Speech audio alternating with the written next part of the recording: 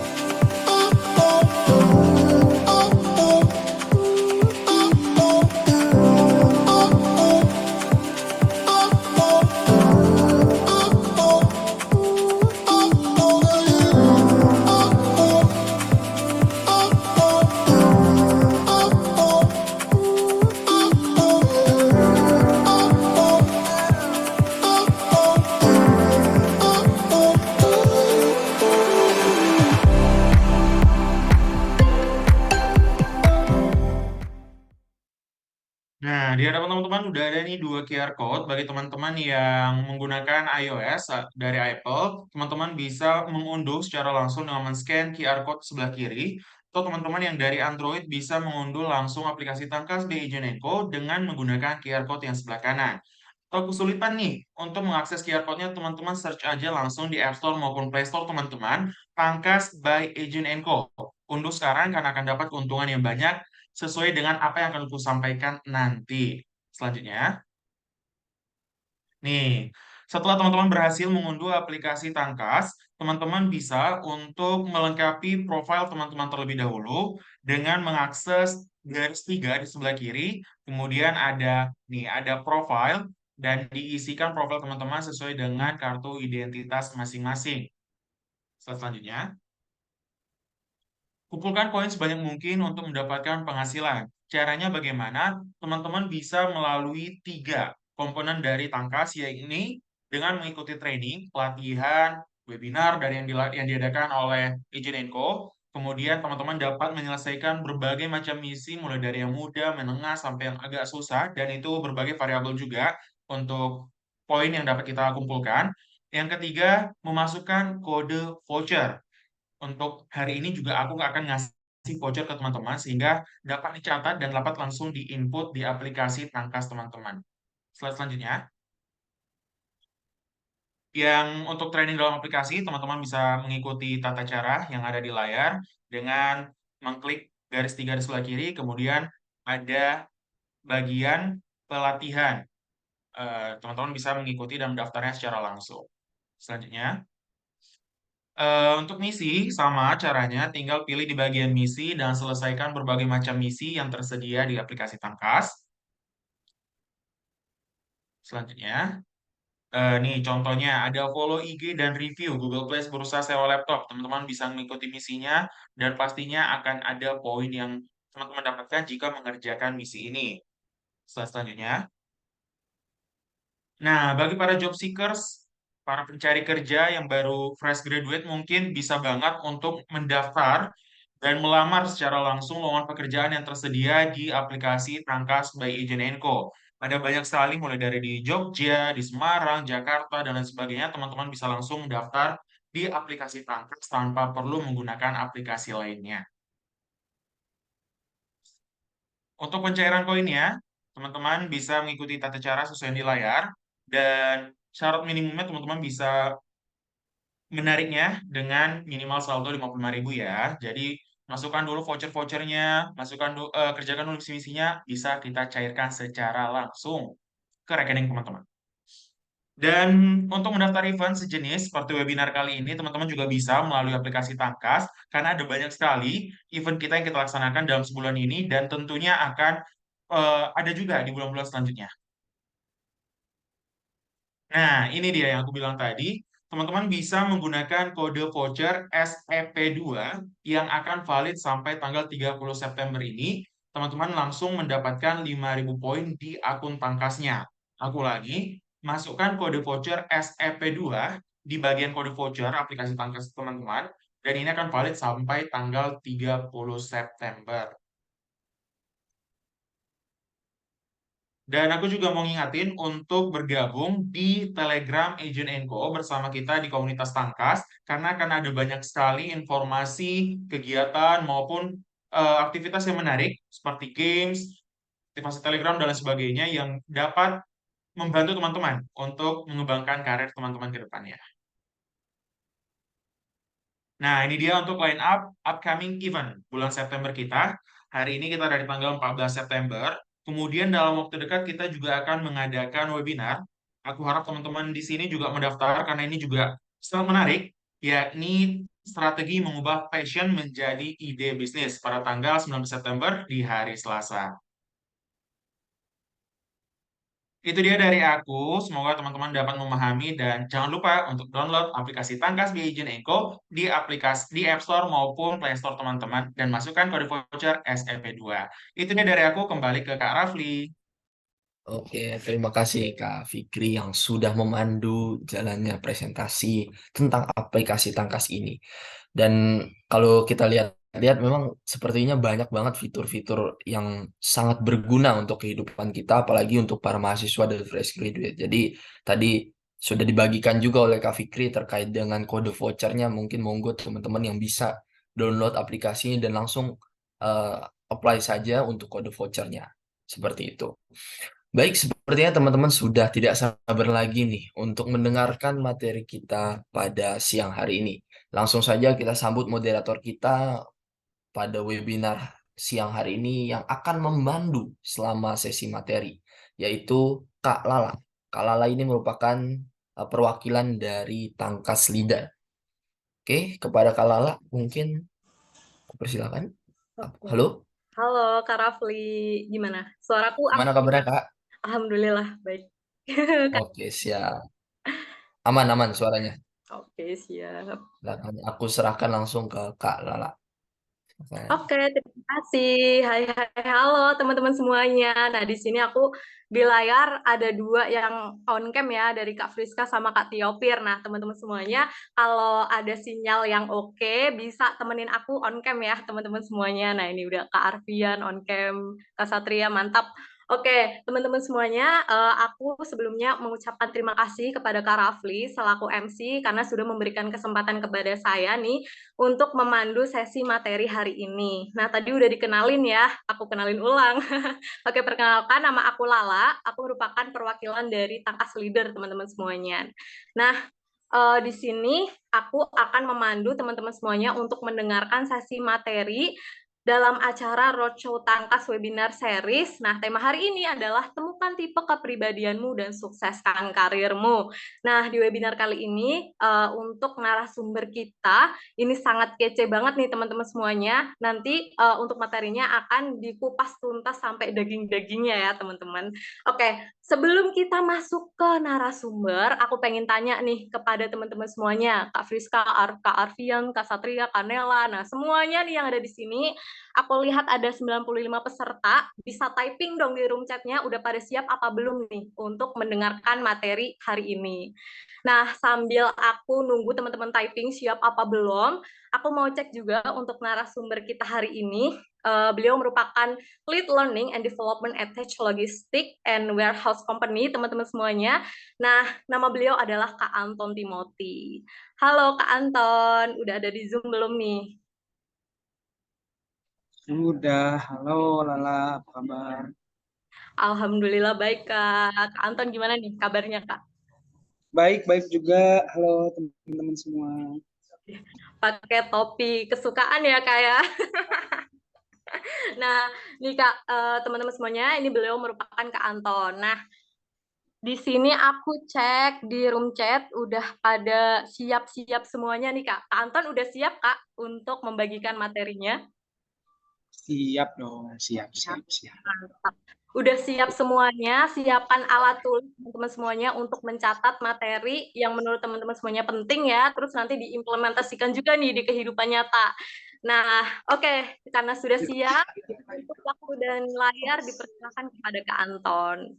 Oke, terima kasih Lala. Selamat sore teman-teman semua, halo. Sore, Kantor. Sore, Sore, sore. sore. Oke, nah mungkin ada yang udah pernah ketemu sama saya atau mungkin ada yang belum juga ya. Jadi singkat saya memperkenalkan diri sekali lagi. Kebetulan saya adalah Lead Learning Development. Sekarang saya jadi PT Shipper kalau ada yang tahu. Dan hari ini mungkin saya akan bantu teman-teman untuk ngobrol ya. Ya, kita diskusi boleh.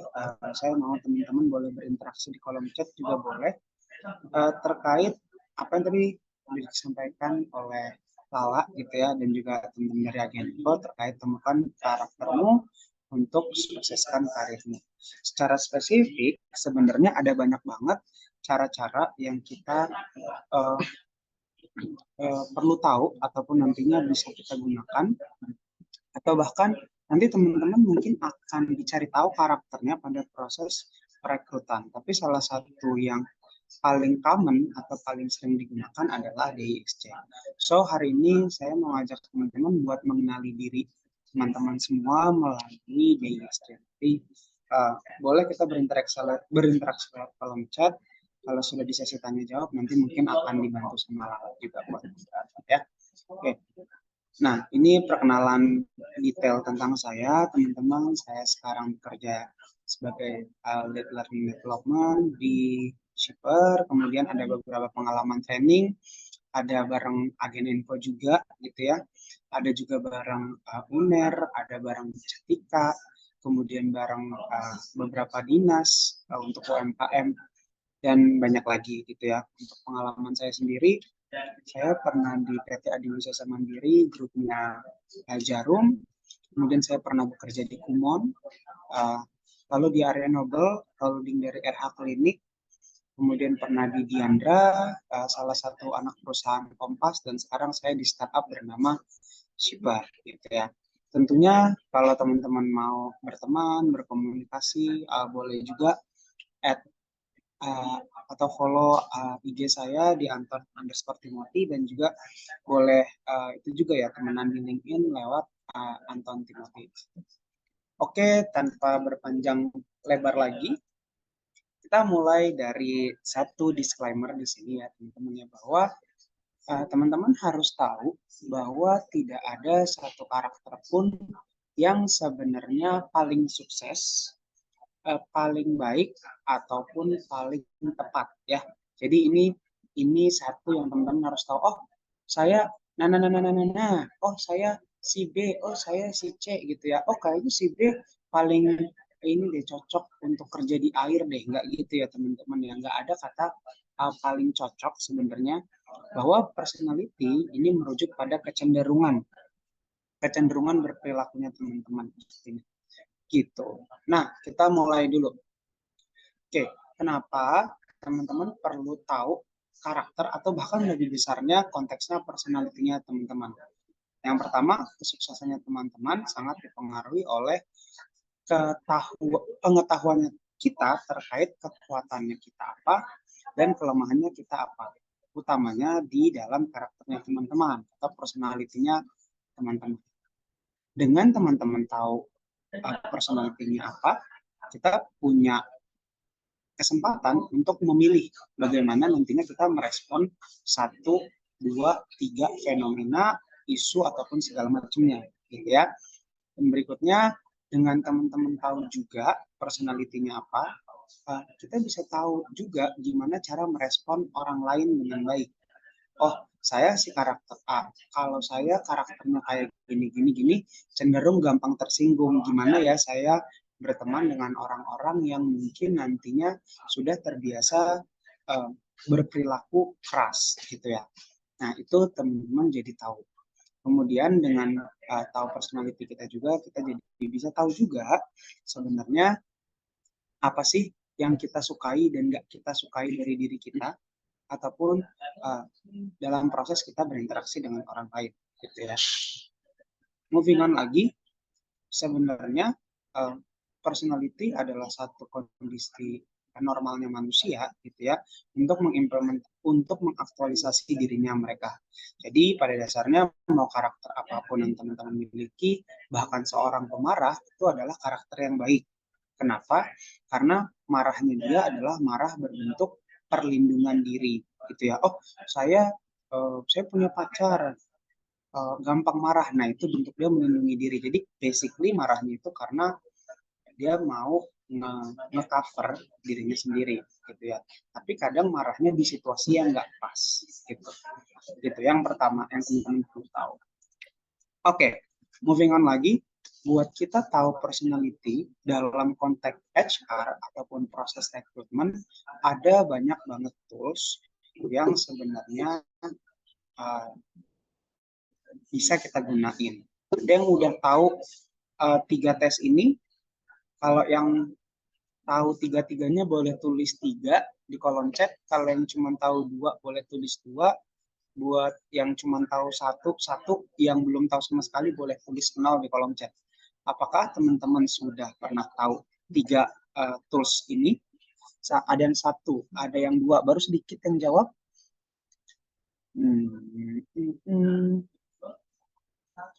Oke, 1-0, MBTI 1. Oke. Ada yang belum tahu, ada yang sudah tahu. Oh, ada yang tahu semua ya. Ada yang tahu semua mungkin. Oke, ada yang baru tahu 1. Oke. Ya, kayak gini ya teman-teman ya, saya seringkali ingin berinteraksi dengan semua peserta. Nah, oke.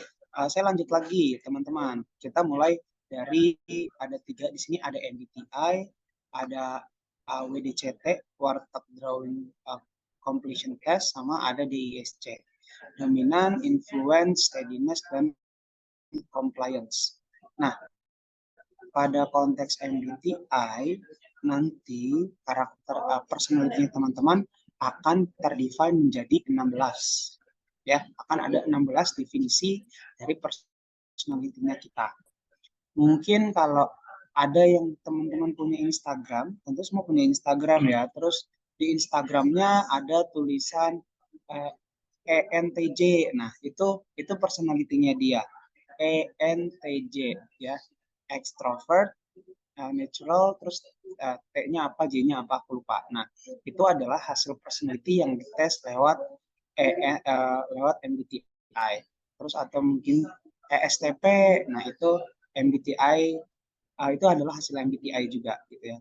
Kalau teman-teman sering melihat influencer juga nulis kayak gitu, itu adalah personality yang diukur ataupun dianalisa menggunakan MBTI. Nah, berikutnya lagi itu ada WDCT, atau Drawing Completion Test. Pada konteks WDCT ini, melalui kualitas, kreativitas, nalarnya teman-teman, sama kerapihannya teman-teman pada pembuatan ataupun proses penggambaran sesuatu. Gitu ya, kalau pernah ikut tes psikologi, lalu teman-teman mendapatkan satu gambar kosong, gitu ya, ada 16 gambar kosong dan kita diminta gambar gitu ya. Nah, itu adalah konteks WDCT. Kemudian berikutnya adalah konteks personality yang dihitung dengan DISC atau dianalisa dengan DISC. Dominan, influence, steadiness, dan compliance. Pada hari ini kita mungkin akan banyak membahas di paling kanan ya, karena di Indonesia banyak banget, bukan banyak, sebuah tes personality yang paling common adalah DISC. Tapi kalau teman-teman melakukan psikotes untuk kepentingan bekerja di luar negeri gitu ya, rata-rata banyak yang sudah menggunakan MBTI gitu ya. Jadi mendefinisikan personality dari calon karyawan barunya menggunakan tes MBTI. Oke. Nah, untuk DISC sendiri, sebenarnya ini adalah satu teori yang dikemukakan ataupun dikenalkan oleh William Moulton gitu, untuk kita bisa mengetahui emosi dari orang-orang yang biasa-biasa aja gitu sebenarnya. Oke, kita lanjut lagi.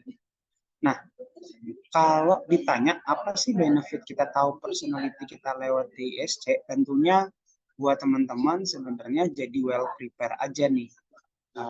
Bagaimana cara kerjanya teman-teman, bagaimana karakternya teman-teman. Tapi kalau buat perusahaan, dengan mengetahui personality-nya teman-teman, kami sebagai orang yang merekrut, kita bisa punya kewenangan ataupun analisa terkait tingkat kecocokan satu pekerjaan dengan personality tertentu gitu ya, kurang lebih kayak gitu. Nah, selain itu ini juga bantuin leadernya teman-teman kira-kira gimana ya cara untuk nge-develop teman-teman juga dengan tahu oh karakternya si ini kayak gini, karakternya si ini kayak gini dan segala macam gitu. Oke, kita lanjut lagi. Nah, ada yang sudah pernah tes DISC sebelumnya? Apakah ada yang sudah pernah tes DISC? Belum. Belum. Belum. Belum, boleh tulis di kolom chat juga ya teman-teman yang sudah ataupun yang belum. Sudah. Oh, ada yang sudah ya. Ada yang belum. Ada yang belum. Oke, teman-teman. Belum. Oke, kalau yang sudah boleh tes lagi nggak apa-apa karena sebenarnya tes DISC ini bisa jadi berubah-ubah hasilnya. Gitu ya, ada beberapa faktor yang mempengaruhi. Nah, sebenarnya perusahaan saya punya tool sendiri buat teman-teman bisa ngelakuin tes ini gitu ya. Tapi karena ini kepentingannya untuk bersama gitu ya, bukan buat perusahaan, jadi saya carikan ini ya teman-teman, saya carikan satu link buat kita ngetes sama-sama berdasarkan DISC, kita itu punya kecenderungan apa. Mohon teman-teman jangan mengetik dulu, aku taruh linknya di chat box ya. Jadi silahkan diklik linknya, kemudian di situ nanti kebuka salah satu link yang biasanya dipakai buat tes DISC bukan iseng-iseng juga, tapi sering digunain, nanti boleh dikasih tahu ke saya, teman-teman dapat hasilnya apa. Boleh ya teman-teman dari agen Enko, kita kasih waktu semuanya untuk nyobain dulu gitu ya. Boleh teman-teman, sekitar kayaknya 5-10 menit.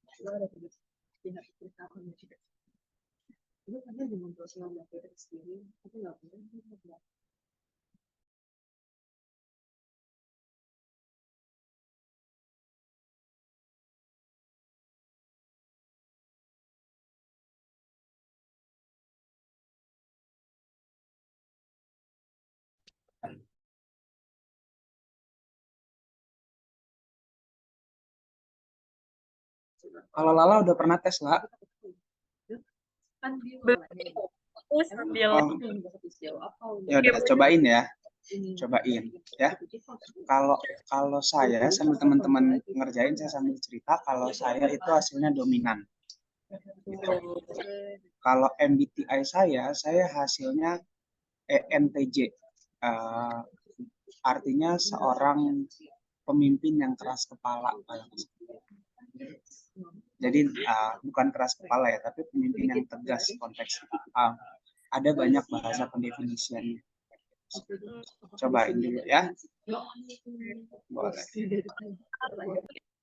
DI juga nih Kak, hasilnya tuh pernah ENFP juga nih Kak. Terus yang ini belum nih, aku pengen lihat juga. Boleh. Kalau ini hasil tesnya sedikit lebih sederhana daripada MBTI. Kalau MBTI membreakdown personality kita jadi 16. Kalau DSC hanya 4. Iya, benar-benar. Oke, teman-teman bisa cek kepribadiannya.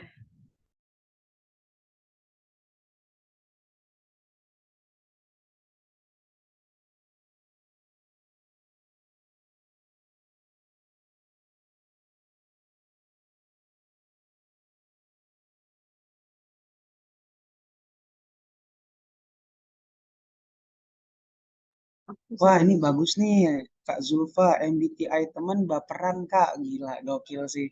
Ngecengin teman di dalam sebuah training. Mantap, Mas Zulfa. Ini Kak Zulfa mantap. Aku juga punya member, karakternya itu MGR-an. Mageran ya, karakternya ada.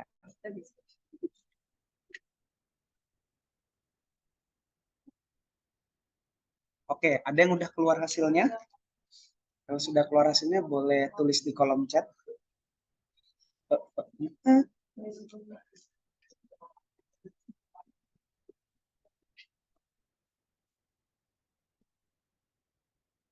Apakah ada yang hasilnya D atau dominan? Dominan, Kak Baby. Waduh, Kak Baby kayaknya kalau sama pacarnya gampang marah nih Kak Baby ya.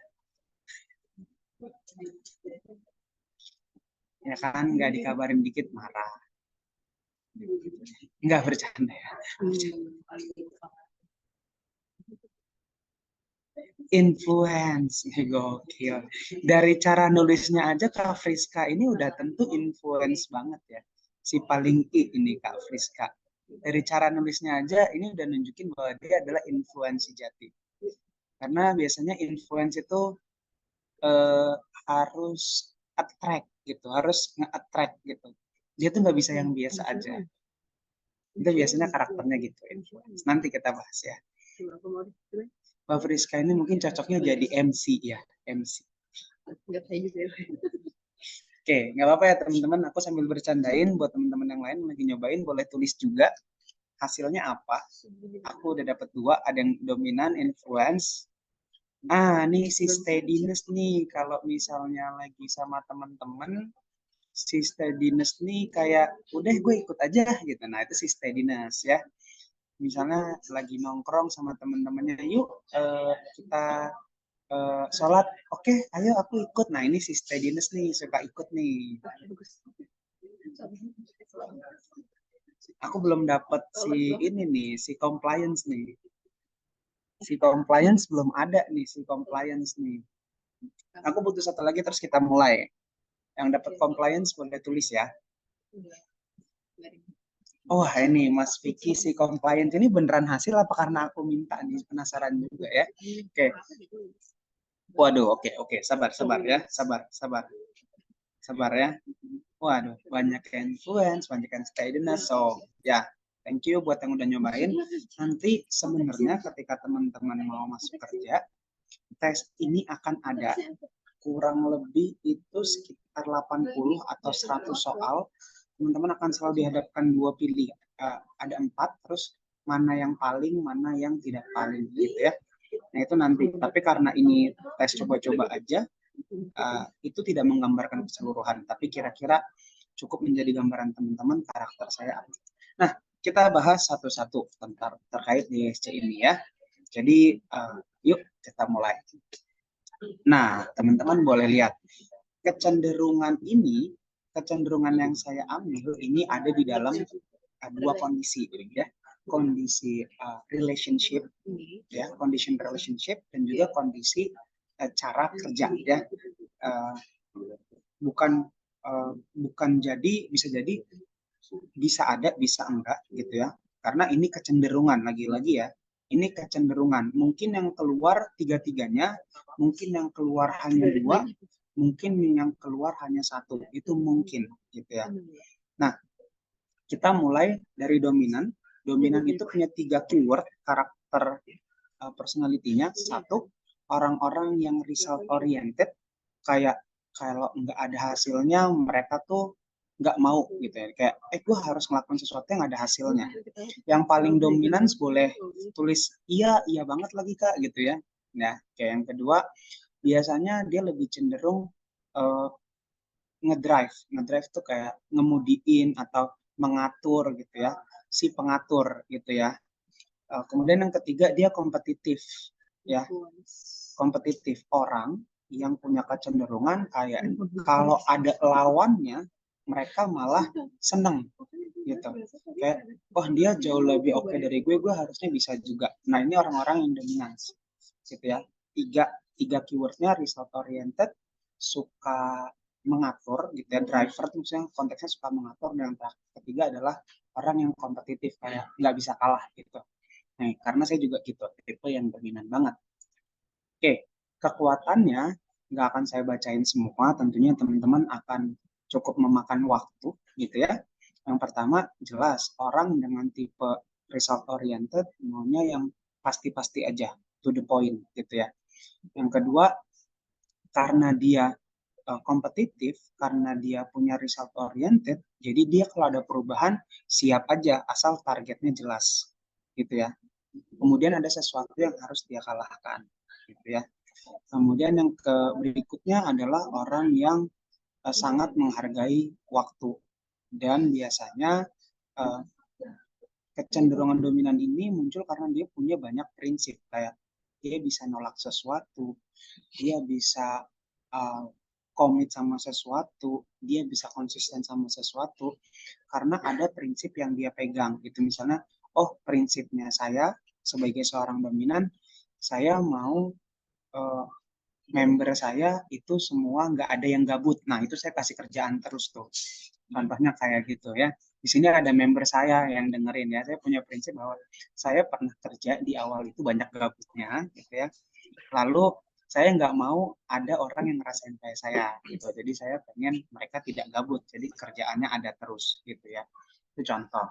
Tapi tentunya strength ini juga diikutin dengan kelemahan ya teman-teman ya. Nggak ada lagi-lagi sama, nggak ada satu personality yang paling baik. Mereka punya red flag ya, ini kayak di Instagram ya. Dominan was 10, but gitu ya. Ini red flagnya si dominan ya. Yang pertama, saya tidak akan bacakan semua. Tentunya kalau saya nggak tahu nih Kak Baby, Kak Robi, kalau ada yang beda pasti dia ajak debat. Prinsip saya ini gitu ya.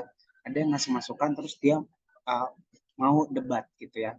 Kan kalau yang nanti ada karakter yang nggak suka berdebat, ada karakter yang daripada berdebat makan energi mendingan saya ikut aja. Nah kalau dominan nggak bisa, gitu ya, nggak mau kalah tuh ya, jadi dia debat.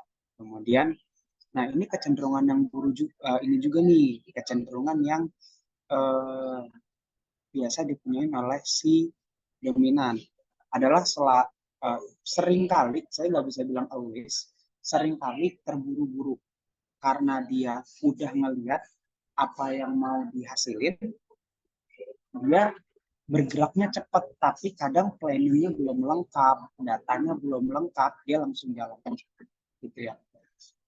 Oke, berikutnya lagi, karena dia adalah orang yang punya prinsip, kecenderungan berikutnya adalah nggak suka dengerin orang lain ya, dan like to hear other people opinion. Kayak opini orang lain tuh kayak apa sih gitu ya, kayak nggak nyampe kuping gitu, cuma nyampe ini aja, cuma ketiup angin aja gitu ya. Nah itu jeleknya. Kemudian dia nggak mementingkan perasaan atau relationship-nya dengan orang lain, karena dia tipe yang to the point, kayak eh kayak kayak nih member saya ada nih di depan saya, Kak Anton lu kasih masukan jangan gitu, nanti pada sakit hati gitu ya. Nah kalau kita, karena kita dominan, saya dominan, saya nggak melihat itu, saya nggak melihat itu sebagai sesuatu yang masalah gitu, karena saya bilang gini ke member saya, "Eh, ini hasil kerjanya jelek, kayaknya perlu diulang deh." Jadi saya nggak pandang bulu gitu, karena saya result oriented, jelek adalah jelek gitu.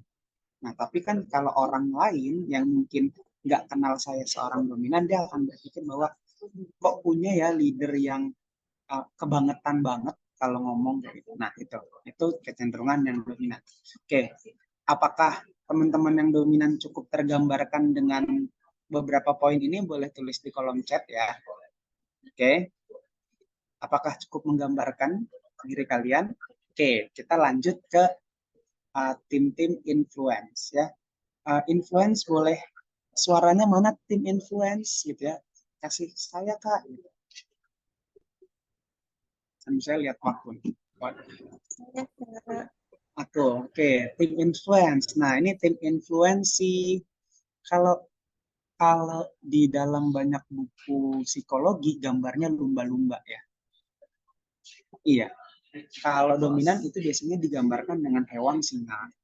Influence itu cenderung digambarkan dengan hewan lumba-lumba ya. Layaknya lumba-lumba, mereka adalah uh, seorang hewan yang menggemaskan, suka interaksi dan atraktif gitu ya, dan selalu, pernah lihat nggak ikan lumba-lumba lemes? Kalau ya nggak pernah lihat Iya, kan, iya. nggak pernah Pernah. lemes kan. Nah ya, jadi dia digambarkan seperti lumba-lumba ya.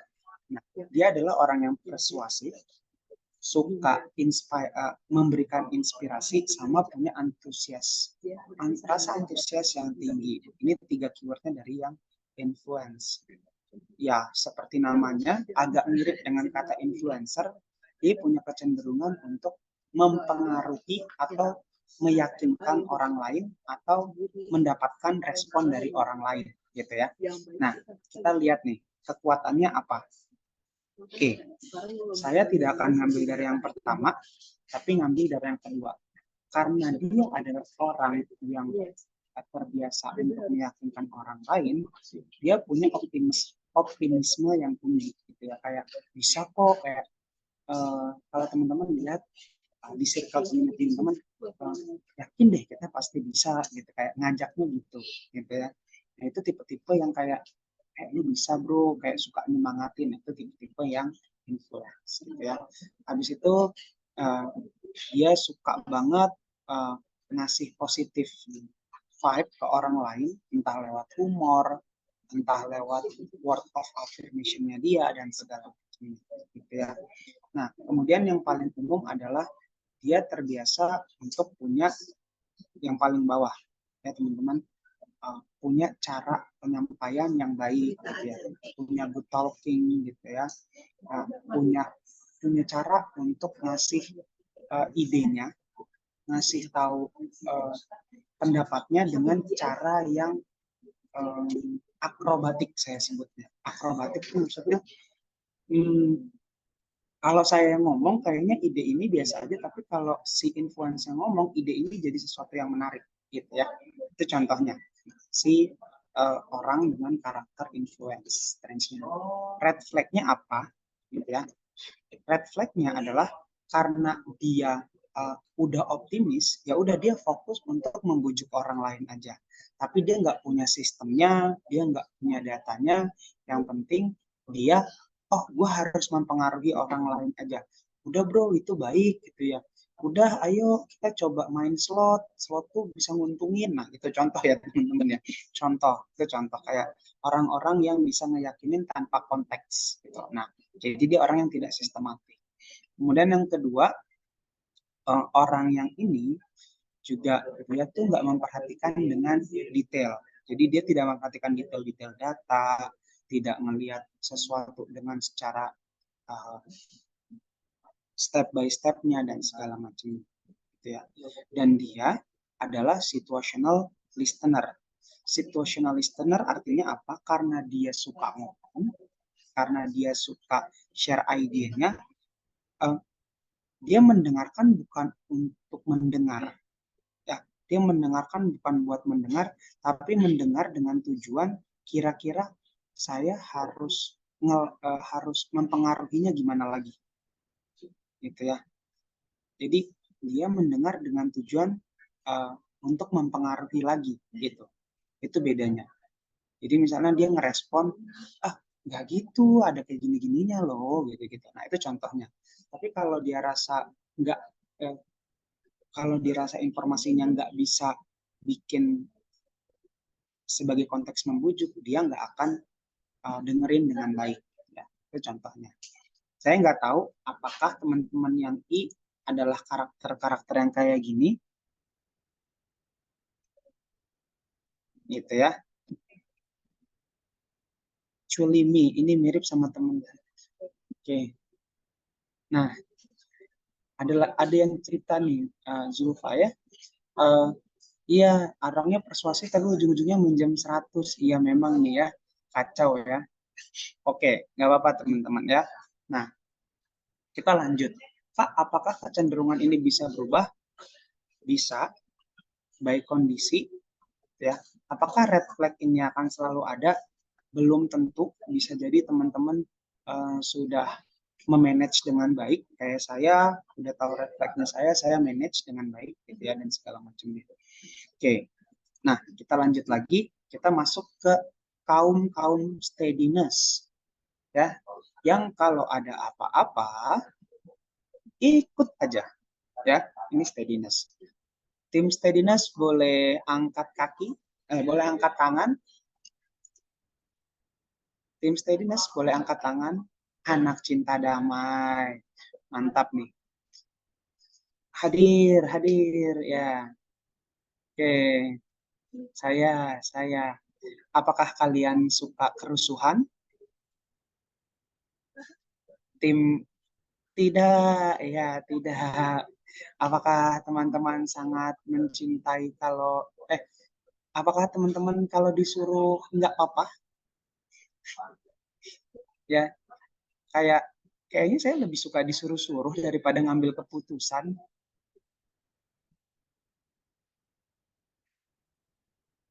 Apa kalau misalnya teman-teman disuruh eh kita mau makan ayam bakar apa nasi padang gitu ya. Teman-teman apakah akan memilih atau jawab ikut aja, atau bahkan teman-teman jawab paling terakhir? Nah, ikut aja, terserah biasanya ya, atau enggak jawab tapi terakhir ya, ngelihat dulu yang paling banyak jawabannya baru kita ikut gitu. Kalau ada kesukaan milih sih Kak, ya oke. Ada konteks tertentu ya. Lagi-lagi ini kecenderungan ya. Bisa jadi ada yang nggak ada. Oke, kita lihat karakternya dari si uh, steadiness ini. Satu adalah amiable, gitu ya. Bahwa ya udahin aja, ya udah ayo aja. Nah itu amiable, gitu ya. Kemudian tipe yang demokratik, suara terbanyak adalah suara yang saya harus ikuti, gitu ya.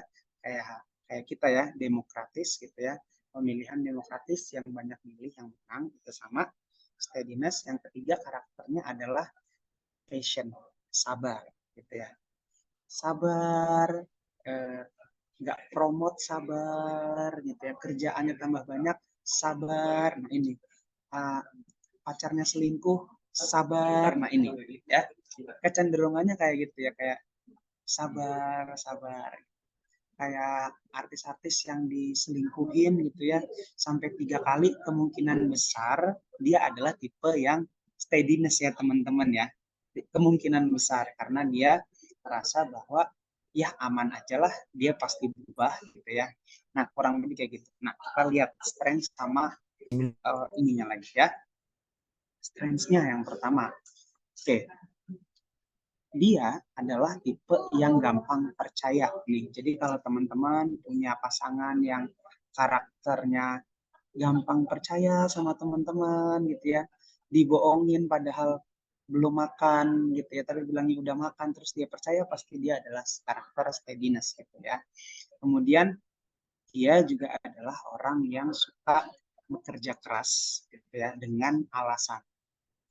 Kalau nggak ada alasan tertentu, misalnya nih istri saya gitu ya, pasangan saya itu karakternya steadiness, dia akan kerja keras kalau misalnya saya janjiin sesuatu. Oke, kalau misalnya nanti kamu bantuin aku beresin rumah, nanti aku beliin baju baru. Nah dia baru semangat tuh, tipe-tipe steadiness. Tapi kalau nggak ada janjiin sesuatu, dia akan lebih cenderung kerja biasa-biasa aja gitu ya. Kemudian nah dia adalah pendengar yang baik juga. Habis itu dia lebih suka kerja di bawah bareng-bareng atau bersama tim ketimbang kerja sendiri. Dan ini adalah orang yang suka dengan dan bisa juga memaintain hubungan dengan orang lain dalam waktu yang lama. Tapi ada kelemahannya juga. Kalau ada perubahan, mereka nggak begitu suka. Ya misalnya ubah, tadinya kita udah deal untuk pergi ke nasi Padang makan siang. Habis itu berubah, kayaknya jauh dah. Kayaknya kita mending makan dekat sini aja di warteg. Nah dia nggak begitu suka. Hal-hal sederhana kayak gitu mereka nggak begitu suka. Gitu ya. Nah karena mereka juga lebih cenderung enjoy di dalam tim, mereka jarang mau ikut ngambil keputusan ataupun mengeluarkan inisiatifnya mereka gitu. Kurang lebih kayak gitu. Sisanya teman-teman bisa baca. Ya, aku takut waktunya nggak keburu. Oke, berikutnya adalah si compliance. Simbol hewannya aku lupa, kalau nggak salah kancil deh. Kalau nggak salah kancil si steadiness tuh. Ya, kalau kalian pernah lihat kancil rusa apa kancil gitu, pernah lihat rusa hidup sendiri ya, nggak bisa ya, mereka kalau makan aja bergerombol. Oke, kalau si itu kancil. Nah yang aku lupa justru si ini, si siapa namanya, compliance. Oke, berikutnya orang-orang compliance. Ada orang-orang compliance?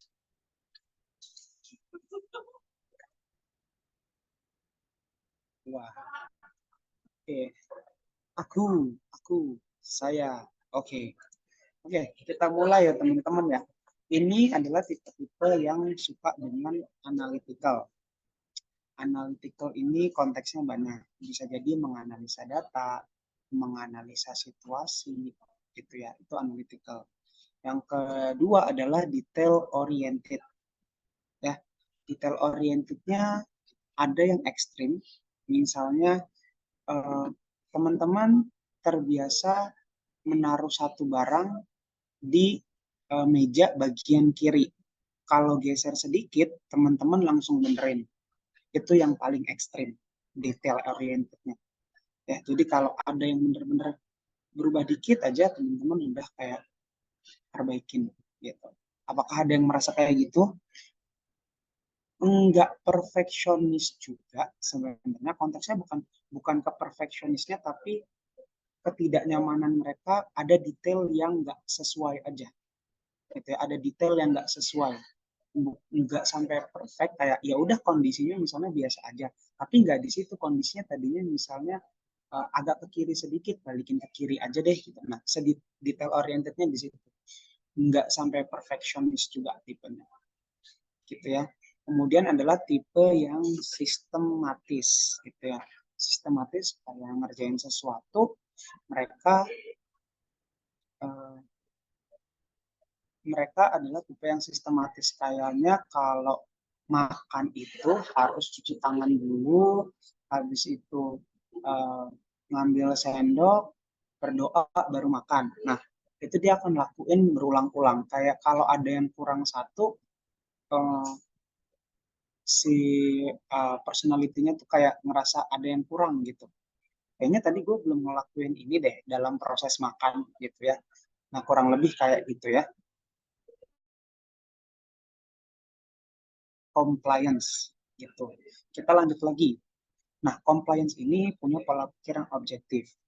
Melakukan sesuatu dengan sangat hati-hati, karena tadi ya dia nggak mau ada detail yang tercecer. Gitu ya. Dia punya standar yang tinggi terkait aktivitasnya. Dia adalah seorang yang sangat logis, gitu ya. Dan dia menyelesaikan masalah bukan dengan insting, tapi dengan rasionalnya. Jadi dia kalau ada masalah, dia flashback dulu kemana, detailnya. Baru, oh ini masalahnya, ini nyelesain gitu ya. Beda sama tadi si influence, tanpa ngelihat ke belakang, kayaknya kita harus nyelesain masalahnya dengan begini deh. Nah itu si influence. Oke, kita lanjut ke red flag-nya ya teman-teman ya. Nah, orang dengan over detail tentunya akan energinya habis. Energinya habis buat memperhatikan semua yang detail, capek kan kalau kita mau detail gitu capek ya. Jadinya energinya mereka juga perlu di manage teman-teman. Jangan sampai nanti energinya habis buat detail-detail yang nggak penting gitu ya. Dan segala macam gitu. Itu red flag-nya ada di sebelah kanan. Sebentar ya. Oke, kita lanjut lagi. Oke, ada beberapa mitos ya teman-teman ya. Dengan melihat karakter-karakter tadi, hubungannya dengan pekerjaan dan relationship lagi. Menurut teman-teman, apakah seorang yang punya personality dominan adalah orang yang memang lahir sebagai seorang leader? Kalau menurut teman-teman, benar atau salah? Boleh tulis di kolom chat. False, false, true, true, true. Ya, ya, ya. Benar juga. Oke, true, dominan, false. Oke, kita lihat ya. Kita spill jawabannya adalah false ya teman-teman ya, bahwa tidak hanya dominan yang bisa jadi leader, tapi siapapun bisa jadi leader kecuali yang steadiness. Ya, siapapun bisa jadi leader kecuali yang steadiness. Kenapa? Di banyak perusahaan, kalau kita masih punya karakter steadiness, sebagai seorang leader akan rumit teman-teman. Karena leader di sini diminta untuk mengambil keputusan. Apa yang terjadi kalau seandainya leadernya adalah steadiness? Bisa jadi dia akan mengikuti apa yang membernya mau. Gitu ya. Misalnya kita lagi ada satu masalah, terus dia nggak bisa ngambil keputusan karena dia mengikuti suara terbanyak. Gitu. Padahal tugas seorang leader adalah merespon perubahan, mengambil keputusan, dan bertanggung jawab terhadap sebuah keputusan. Di banyak company, ketika mereka mau promosi jadi leader, S itu tidak diperbolehkan keluar personality-nya, gitu ya. S tidak, kebanyakan ya, mostly masih kayak gitu. Waktu saya di Area Noble, kalau hasil psikologi tesnya IDISC masih S, dia tidak akan diikutkan dalam program promosi, biasanya gitu. Ya. Oke, kita lanjut lagi. Apakah orang yang punya karakter influence cenderung adalah orang yang paling art, si paling art, dan orang yang paling spontan? Menurut teman-teman jawabannya true atau false?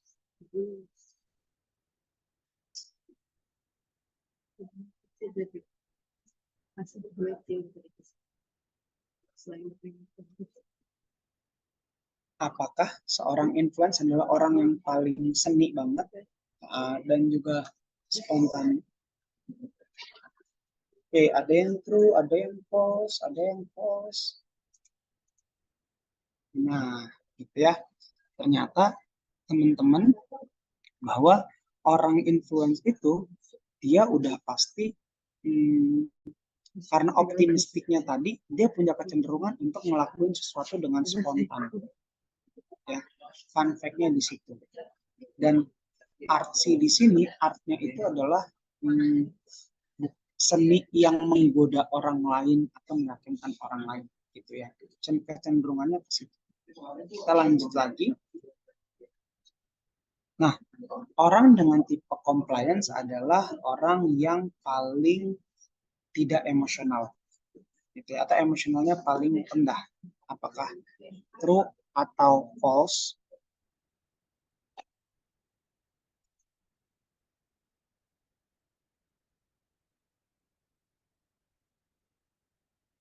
Iya, betul ya teman-teman ya, bahwa dia tetap emosional tapi bisa jadi ini ya, emosionalnya sudah ada prosesnya gitu loh. Setelah datanya lengkap baru dia emosi gitu ya. Kemudian berikutnya lagi adalah steadiness adalah orang yang selalu menerima dan beradaptasi terhadap apapun.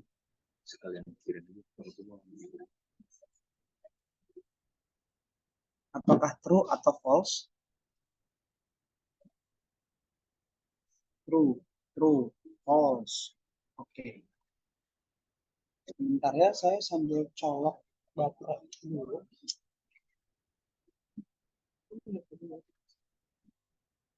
Baterainya sudah habis, teman.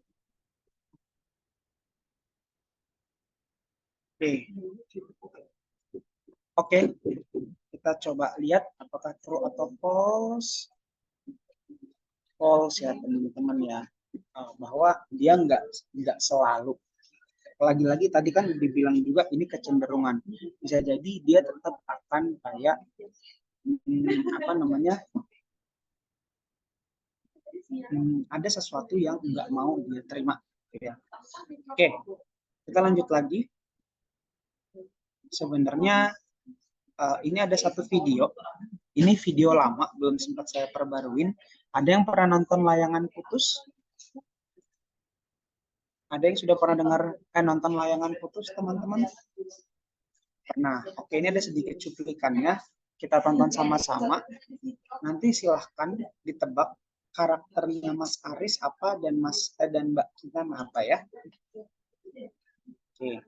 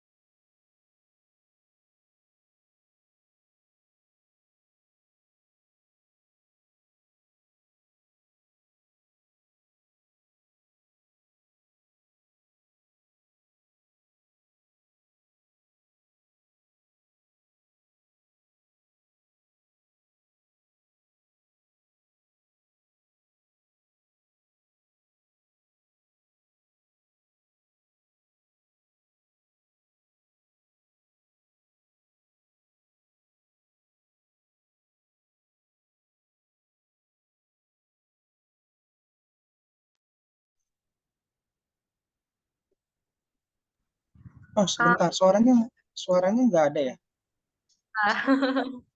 Sebentar ya, kalau gitu coba kita share screen ulang. Sepertinya Oh iya, share sound-nya nggak dinyalain ya. Oke.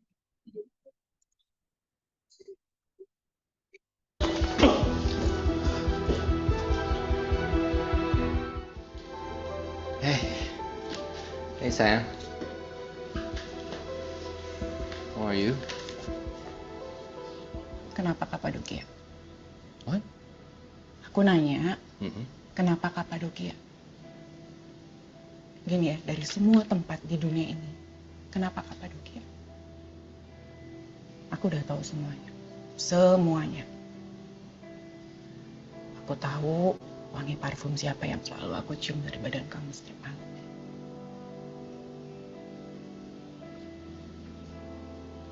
Aku juga tahu anting biru yang kamu kasih ke aku yang cantik banget itu. Yang katanya hadiah buat aku. Itu sebenarnya buat siapa? Aku tahu. Oh, satu lagi.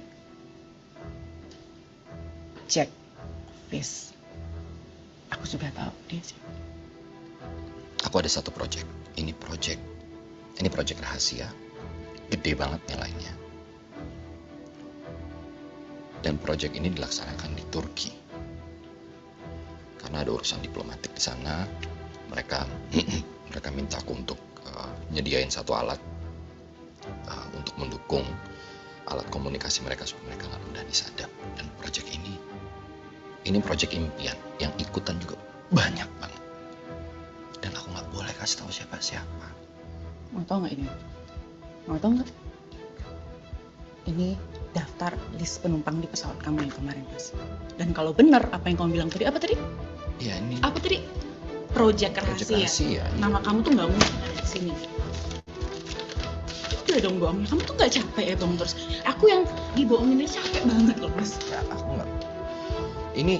Ini ada yang sengaja ini. Ini ada yang sengaja mau ngejebak aku beneran.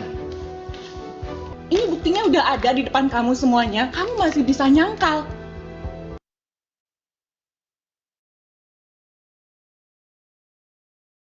Masih di mute nih Kanton. Suaranya nggak ada. Oke. Kalau untuk menghemat waktu, kalau dari video tadi karakternya Kinan apa? Kinan compliance, Aris influence. Oke, ada lagi yang beda. Kinan kira-kira itunya apa teman-teman? Kecenderungan personality-nya? Baru satu yang menjawab. Compliance Mas Iris influence. Oke, 2. Ada lagi yang beda? Steadiness, Kak. Siapa yang steadiness tuh?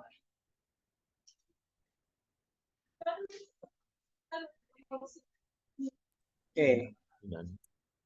Mbak Kinan steadiness, Mas Aris influence. Oke, terima kasih buat yang udah menjawab. Kita coba lihat ini ya. Sebenarnya mungkin akan berbeda-beda di tiap scene, tapi di sini sebenarnya yang paling kelihatan adalah karakter Kinan adalah compliance ya teman-teman ya. Ditandai dengan apa? Mencium aroma parfum perempuan lain, mencari data lewat penumpang, daftar nama penumpang gitu ya. Itu adalah kesukaan dari compliance. Jadi dia nggak akan negur sebelum datanya lengkap gitu ya. Itu yang pertama. Kalau karakternya Mas Aris gitu ya, dia coba meyakinkan betul itu influence, tapi kalau teman-teman ngelihat bahwa dia tetap bisa tenang di situasi orang marah-marah, itu terkategori juga sebagai steadiness gitu ya, karena dia ya udah dia nggak suka berdebat jauh aja gitu, dia ya udah nerangin sebisanya secukupnya, kalau nggak percaya ya udah gitu, diterangin lebih detail lagi aja gitu ya. Ada banyak scene yang sebenarnya bisa dilihat. Nah itu intermezzo aja. Kita masuk sekarang setelah kita tahu karakter dan kekuatan masing-masing dan kecenderungan masing-masing, baik si dominan, influence, steadiness, dan compliance. Sekarang kita masuk ke konteksnya di dalam pekerjaan. Nah, dengan personality mereka yang adalah result oriented, kemudian suka mengendarai, suka menyetir sesuatu, suka mengatur sesuatu dan kompetitif, dominan ini lebih cenderung cocok jadi orang-orang yang sering ngambil keputusan, ya. Bersifat seperti startup, founder, director, manager, apapun segala macamnya, ya. Tapi D-nya itu bukan yang D doang. Gimana maksudnya ya? Jadi nanti sesuai jam terbangnya teman-teman, gitu ya. Si D ini juga nanti akan belajar jadi D yang ada I-nya. Kemudian jadi D yang ada C-nya, gitu ya. Nah, itu termasuk saya. Saya itu adalah D yang sekarang udah ada C-nya. Jadi saya sukanya ngelihat data, gitu. Nah, ini pekerjaan yang cenderung cocok dimiliki sama dominan. Mas, itu lebih spesifik lagi dong. Kira-kira apa namanya, itu kan tipe leader. Kalau lowongan kerja yang tipe dominan cocok tuh apa ya? Orang-orang yang kerjanya di lapangan. Contohnya adalah, mohon maaf, misalnya compliant ini ya. Kalau misalnya di bank, ya di bank pasti kan ada yang bertugas jadi kreditur. Bukan kreditur ya, orang yang nagihin kredit. Nah, itu satu. Kemudian juga tipe dominan ini diperlukan oleh orang-orang yang mungkin punya ini ya, mereka yang bekerja di bidang bangunan. Bangunan tuh maksudnya di industri sipil, bukan tukang bangunan, bukan, tapi kayak kontraktor dan segala macam, karena mereka diminta untuk ada result orientednya juga. Kurang lebih kayak gitu. Oke, kita lanjut lagi. Kalau misalnya yang I, ya, kerjaan yang cocok apa sih? Influencer, marketing profesional, sales, public relation, kayak gitu-gitu ya. Jadi si influence ini harusnya dengan strength-nya dia dipergunakan untuk bisa meyakinkan orang lain. Gitu. Kemudian yang berikutnya adalah steadiness. Kira-kira kerjaan yang cocok apa ya? Kerjaan yang gejolaknya tidak terlalu banyak, ya. Contohnya yang pasti-pasti aja deh, dia cenderung lebih suka kerjaan yang repetitif, gitu ya. Misalnya, ini kan level-level tingginya, psikologis, terapis, dokter, dentis. Level-level umumnya ada apa lagi, Kak? Admin, gitu ya. Atau juga bisa jadi orang-orang yang repetitif pengerjaannya, kayak rutinitasnya kerjanya itu-itu aja, gitu. Nah, itu biasanya cocok sebagai orang yang steady, untuk orang-orang yang steady. Oke, berikutnya lagi orang-orang dengan kecenderungan compliance, gitu ya. Karena dia suka data, suka angka, suka menyelesaikan masalah dengan sistematik. Beberapa pekerjaan yang cocok adalah engineer, analis, data scientist, gitu ya. Kurang lebih kayak gitu. Oke. Nah, kita lanjut lagi.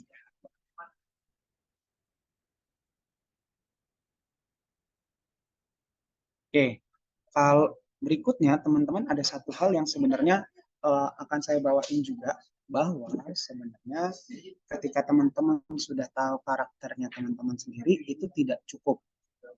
Teman-teman juga harus tahu bagaimana nanti lingkungan di sekitar teman-teman itu bekerja. Kira-kira punya karakter seperti apa dan gimana cara saya ngerespon mereka. Ya, yang pertama, kalau kita menghadapi orang ataupun teman dengan tipe dominans, teman-teman perlu meresponnya kayak gimana sih dengan karakter dominansnya. Oke, kalau misalnya teman-teman ketemu sama saya yang dominan, teman-teman jangan ajak berdebat, gitu. Jangan diajak debat. Yang harus dilakukan adalah, lo coba, lo kepikiran nggak kalau kayak gini, kita juga bisa punya target yang lebih gede loh, gitu. Jadi bukan kayak, ayo kita pergi ke pantai, gitu ya. Ayo kita pergi ke pantai karena di sana lebih murah, lebih apa. Jangan didebatin lawan pergi ke gunung, jangan. mending ke gunung, asik, gini. Nah, tapi teman-teman coba lihat, ke gunung enak juga, gitu ya. Ke gunung enak juga. Kita bisa cari pantai di daerah gunung. Nah, gitu. Kayak gitu. Cara bukan menang ya. Cara berkomunikasi dengan rekan yang karakternya adalah dominan. Jangan didebatin, tapi ajak mereka untuk melihat kesempatan atau opportunity lain yang sebenarnya mereka nggak lihat. Itu doang. Ya, itu satu. Kemudian teman-teman kasih waktu dia untuk habis dengan logikanya si dominan gitu. Baru teman-teman masuk. Karena si dominan tadi akan lebih cenderung untuk result oriented, akan cenderung memaksakan apa yang dia pikirkan gitu ya, tapi dia tetap punya limit gitu ya. Oh, biarin aja dia ngeluarin dulu semua idenya segala macam sampai habis, teman-teman berhenti, begitu dia sudah berhenti baru teman-teman masuk gitu. Itu cara berkomunikasi dengan si dominan. Oke, kita lanjut lagi. Ini ada do and don'ts-nya. Saya nggak akan bahas, tadi udah saya ituin. Kemudian berikutnya bagaimana dengan kalau kita berhadapan dengan tipe yang influence. Karena dia suka mendapatkan perhatian, ya teman-teman tunjukin aja kalau kalian tuh benar-benar fokus ataupun melihat mereka gitu. Nah, selayaknya seorang influencer, mereka suka banget tuh kan kalau dapet tombol like, mereka suka kalau dapet tombol komen. Nah, sama untuk menghadapi orang-orang yang influence, teman-teman cukup ngasih mereka praise gitu ya, support kayak keren tadi, ide lu bagus juga, kayaknya gue suka sama ide yang kayak gitu. Nah, gitu. Mereka perlu di praise. Nah, ini ada beberapa do and don'ts-nya. Oke, kalau ngomong ataupun berkomunikasi dengan tipe influence, teman-teman bangun situasi yang menyenangkan. Biarin mereka juga nyampein ide atau intuisinya mereka. Jangan lupa kasih apresiasi dan hal detail yang perlu ditambahin, kayak teman-teman terbiasa untuk take a detail note. Jadi kayak si influence itu kan suka menyampaikan ide-idenya dia yang belum tersusun rapi gitu terus dikemukakan. Nah, teman-teman jadi orang yang benar-benar dengerin, habis itu aware sama apa yang dia sampaikan, dan mereka akan merasa senang banget bahwa ternyata dari omongan gue yang gue sendiri lupa apa isinya, ternyata ada yang dengerin. Nah, itu kalau teman-teman berkomunikasi dengan si ini. Yang jangan adalah satu, jangan teman-teman buang mereka dari circle gitu ya. Maksudnya gimana?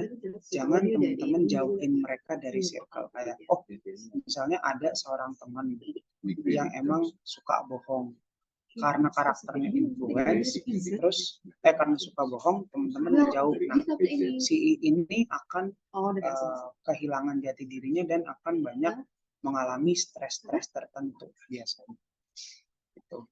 Dan berikutnya lagi, kalau teman-teman udah punya teman yang dalam satu circle-nya ataupun satu rekan pertemanannya, kalau bisa teman-teman jangan lebih menguasai pembicaraan daripada si influence. Gitu. Kurang lebih kayak gitu.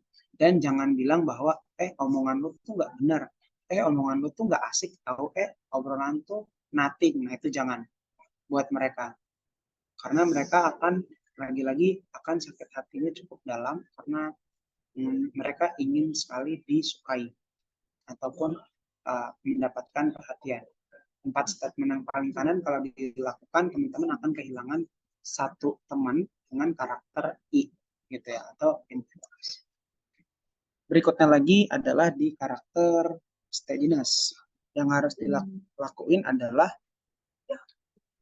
karena mereka terbiasa ikut dan tidak memikirkan nanti akan ada hal buruk apa, teman-teman justru ngasih tahu mereka. Misalnya gini, oke, kamu kerjain laporan ini ya, gitu. Karena karakternya steadiness, siap mas, dilakuin.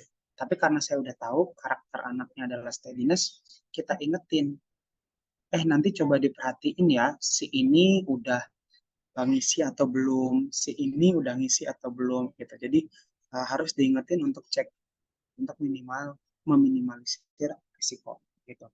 Nah, di sini ada di bawah, kalau kita sebagai orang atau teman ataupun leadernya ketika ketemu dengan yang steadiness, berikan mereka pekerjaan yang sifatnya repetitif ataupun pengulangan, gitu. Nah, saya nggak akan baca dunia, tapi saya baca don'ts-nya. Oke, ketika teman-teman punya satu tim yang steadiness, teman-teman jadi jangan menjadi orang yang agresif atau nge-pressure mereka. Itu yang pertama. Kemudian orang-orang ini tuh karena hidupnya nggak mau banyak gejolak, kita nggak bisa minta mereka untuk memberikan lebih banyak. Teman-teman nggak bisa demanding, nggak bisa nagih mereka terlalu banyak, gitu sih. Itu kalau teman-teman berkomunikasi sama yang S atau merespon yang S. Oke, berikutnya lagi adalah di karakter C. Oke, yang harus dilakukan ketika ketemu karakter C adalah teman-teman selalu memberikan kesempatan buat mereka untuk mengolah informasi, mengecek informasi, sampai mereka sendiri nge-approve bahwa informasi, data, ataupun berbagai macam hal yang disampaikan oleh teman-teman adalah udah direview sama mereka. Yang pertama. Yang kedua, teman-teman kalau misalnya ngobrol sama mereka, jangan membuat alasan-alasan yang ngawang-ngawang, harus detail, harus jelas, dan harus terstruktur. Yang jangan dilakukan adalah memberikan informasi yang setengah-setengah, itu jangan ke mereka, gitu ya. Kemudian kalau punya teman yang C, jangan pernah bikin perencanaan yang tidak terprediksi, ya, itu yang di bagian compliance, gitu. Nah, ini jadi slide terakhir, teman-teman. Habis ini kalau ada yang mau bertanya boleh. Oke, teman-teman bisa lihat ada satu diagram di sini, kecenderungan pembagian DISC itu seperti apa. Orang-orang yang dominan dan influence cenderung berada pada extrovert, sedangkan compliance dan steadiness cenderung pada karakter yang introvert. Dominan dan compliance akan berfokus pada tugas, sedangkan influence dan steadiness akan berfokus pada orang, ya. Jadi teman-teman bisa lihat di sini. Yang satu adalah result hasil kerja, yang satu adalah bekerja dengan siapa. Itu di sesi terakhir saya terkait penjelasan DISC. Nah, kurang lebih itu. Kalau ada pertanyaan dari teman-teman, kita buka sesi pertanyaan. Aku kasih lagi ke Lala, ya, Lala.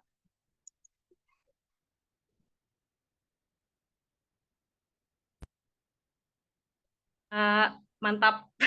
Untuk materi hari ini menarik banget ya teman-teman semuanya untuk pembahasan dari Kak Anton. Nah, tadi kita udah bahas untuk tools tes kepribadiannya itu lewat apa. Tadi ada 3 ya, ada yang MBTI, WDCT, sama DISC. Terus tadi juga udah diajak untuk tes personality. Nah, teman-teman semuanya, kalau ada mau pertanyaan bisa banget untuk raise hand atau teman-teman untuk diketik di room chat-nya ya teman-teman semuanya. Ayo teman-teman yang mau tanya, aku tunggu untuk yang raise hand.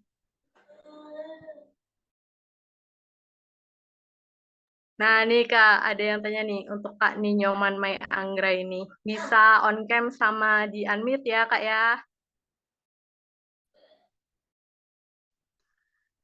Maaf Kak, on cam-nya nggak bisa, cuman saya cuma bisa unmute aja. Gimana Kak, boleh nggak sih bertanya? Iya, boleh banget, Kak. Silakan, Kak. Oh ya, terima kasih untuk, waktunya untuk Kak Lala. Di sini saya ingin bertanya untuk Kak Anton.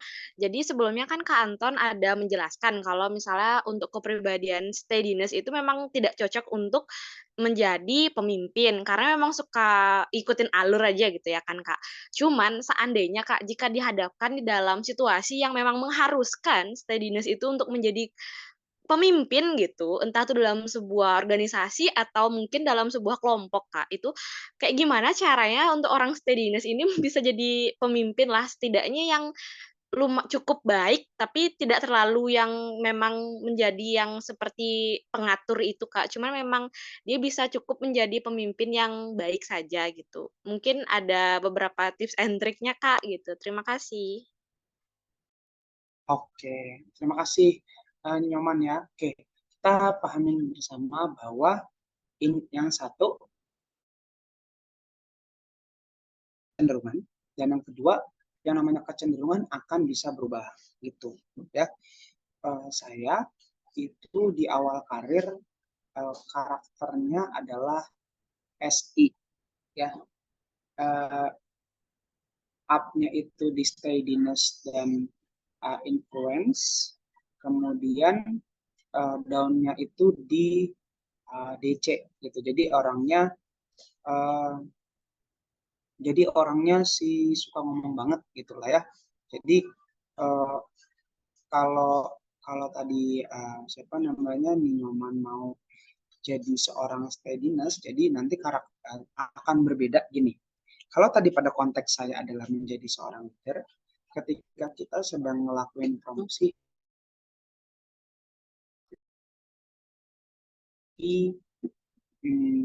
psikotes terlebih dahulu untuk tahu apakah steadiness kita masih ada. Ya. Nah, by proses, misalnya gini, kamu diminta jadi leader. Saya punyanya steadiness Kak, tapi nanti by the time kamu akan diminta untuk ngambil keputusan. Mau nggak mau, si steadiness yang tadi biasanya ngikut, teman-teman akan berubah menjadi orang yang lebih cenderung kayaknya gue harus ngambil keputusan deh, dan mungkin nanti akan keluar D-nya gitu. Jadi sebenarnya ini bukan sesuatu yang perlu dikhawatirkan juga, tapi pada konteks awal karir ini jadi hal yang penting buat perusahaan untuk mengetahui sebenarnya yang kita hire ini karakternya kayak gimana. Contoh, ketika dari awal teman-teman udah orangnya dominan banget gitu, orang-orang dengan trik dominan banget, berarti ada kemungkinan clash dengan seniornya ataupun atasannya gitu. Jadi ini semoga menjawab ya Nyoman. Jadi bagaimana menjadi leader yang baik, mau steadiness, mau dominan, mau segala macamnya, saat kita bertemu dengan lingkungan yang membentuk karakter kita berikutnya, maka secara nggak langsung karakter kita juga berubah gitu. Kalau ntar Nyoman misalnya kerja di tengah orang-orang yang steadiness juga, ya udah kita akan tetap steadiness. Tapi begitu teman-teman masuk ke sebuah industri yang keras, result oriented, mungkin jaminannya akan berubah gitu. Semoga kegambar ya. Iya, Kak. Terima kasih banyak. Oke. Kak Anton, maaf tadi Kak Lala kebetulan ada sesuatu mendadak sehingga aku backup sedikit ya untuk menjadi moderator pada webinar ini. Oke, teman-teman semua, silakan kalau ada yang mau bertanya lagi. Yang dari raise hand, ada yang mau menyampaikan langsung? Atau kalau nggak ada, bisa dijawab saja yang ini Kak, yang ada di kolom chat tentang gimana kita nge-handle mereka, apalagi kalau dalam satu tim ada yang berbeda, ada beberapa yang dominan gitu. Oke. Gimana saya menghandle kalau dari mereka adalah beberapa yang dominan. Oke. Kak, kalau misalnya beberapa dominan, teman ada beberapa hal yang teman-teman harus define dulu. Pertama, apakah memang kakak udah tahu atau belum kira-kira pengen membentuk tim sebuah tim seperti apa? Contoh kayak saya itu kekuatan data saya biasa aja, dan saya butuh tim yang bisa support saya di data gitu. Kemudian saya adalah orang yang nggak begitu suka sama member yang influence. Nah, ini karakter tim yang saya pengen buat ya gitu. Kenapa? Karena saya pengen mereka bekerja enggak spontanitas tapi ada datanya. Ini karakter yang saya pengen bentuk ya timnya. Oke, saya punya empat member. Empat membernya saya lihat dulu potensinya mana ya yang bisa saya geser gitu. Ada satu orangnya dominan gitu ya, tapi ternyata dia punya kelemahan di cara berkomunikasi gitu ya. Nah, di situ kita bentuk dulu satu-satu. Dengan cara apa? Sama kayak tadi di dalam materi ada bahwa ketika ketemu orang dominan, kasih tahu dia kemungkinan lain untuk berhasil daripada result oriented yang awalnya dia punya gitu. Nanti by proses dia akan mulai terbentuk bahwa oh ada loh alternatif option lain yang sebenarnya bisa gue lakuin gitu. Itu yang saya lakukan gitu. Jadi pertama adalah dengan mapping dulu. Itu yang pertama. Yang kedua silahkan tentukan dulu timnya mau kemana. Dan yang ketiga silahkan gunakan beberapa what should we do yang tadi ada di situ, kayak buat ketemu orang dominan jangan dilawan, tapi kita harus mempersiapkan hal logis untuk bisa merespon bantahannya mereka, kritiknya mereka, argumennya mereka dengan melihat ada loh result lain yang sebenarnya bisa kita tuju ya. Jadi bukan melawan argumen mereka tapi mengarahkan argumen mereka bahwa ada cara lain untuk mencapai tujuan yang sama gitu. Kurang lebih kayak gitu. Kak, siapa namanya dari teman-teman cakap upskill, kurang lebih kayak gitu. Semoga dapat gambaran ya. Itu satu. Mapping, saya sendiri punya mappingan. Nggak semua orang saya bentuk jadi dominan. Dan saya bentuk jadi dominan karena memang saya lihat dominannya sudah cenderung dominan yang kuat dengan data atau compliance. Jadi dia akan sedikit oke kalau jadi leader-leader yang suka data. Itu kalau saya. Kurang lebih kayak gitu. Semoga menggambarkan. Ada satu pertanyaan lagi, mau dijawab dulu atau ngerespon pertanyaan pertama dulu? Oke, mungkin pertanyaan berikutnya saja, Mas. Boleh. Dari Friska Budiarti mengenai gimana caranya sebagai kepribadian influence di sana ada ketakutan terbesarnya yaitu penolakan. Gimana cara mengantisipasi untuk mengurangi rasa takut ditolak karena jadi cukup jadi sih paling kepikiran nih Kak.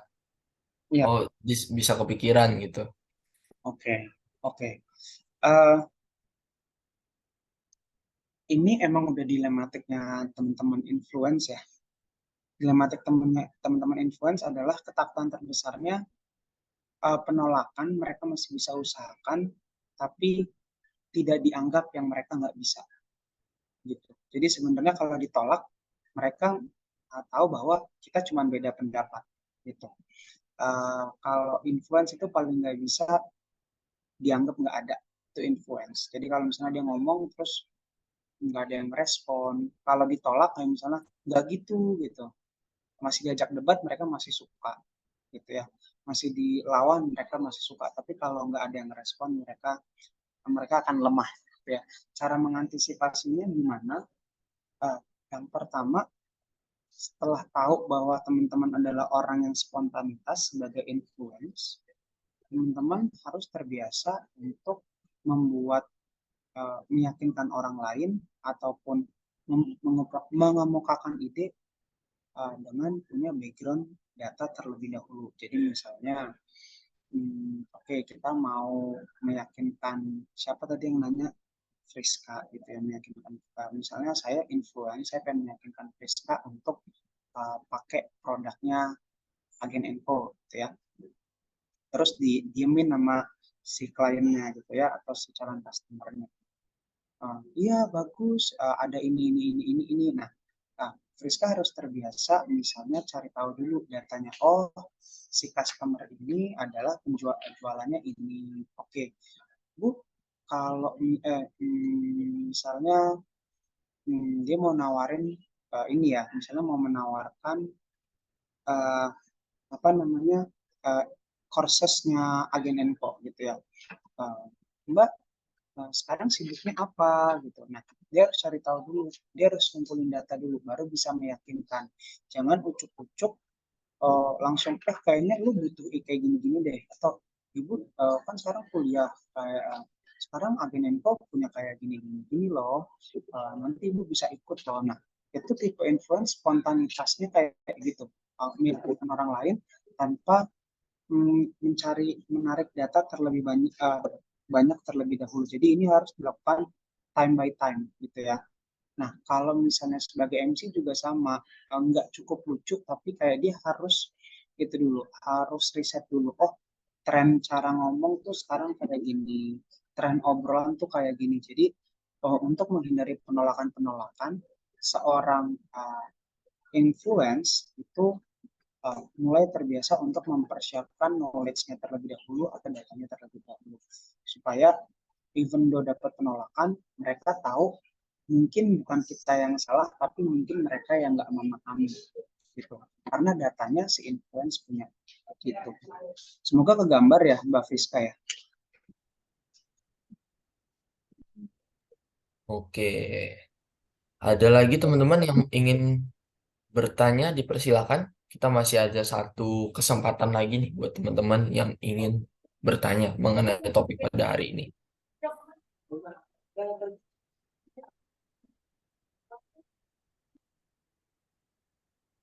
Oke, masih ada?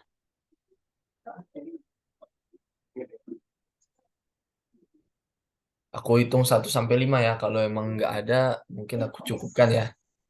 1, 2, 3, 4, 5. Oke, mungkin sudah cukup untuk sesi Q&A pada webinar hari ini.